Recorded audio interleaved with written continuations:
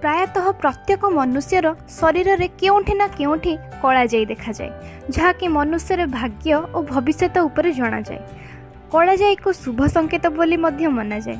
यही चिन्ह मनुष्यर शरीर में जन्मरु थाए। यह भगवान को सृष्टि बोली कहा जाए।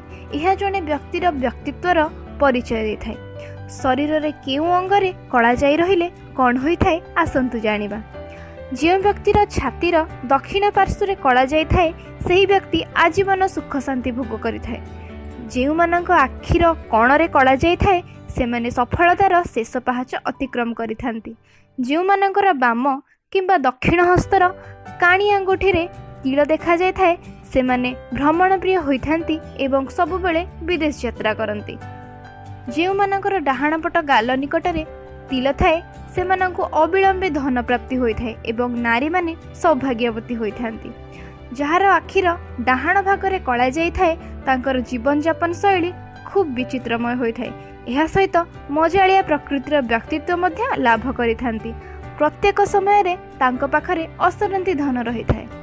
जो मानकर अंटार उभय पार्श्व कला जाई देखा जाए सेमाने अत्यंत भाग्यवान होइथांती। सेमानंकु सुख और समृद्धि प्राप्त होइथाए। जो मानकर नाकर डाहाण पाखरे कला जाई थाए तेबे सेमानंकु विलंबर धन प्राप्ति होइथाए। यह सहित सेमाने सारा विश्व यात्रा करती।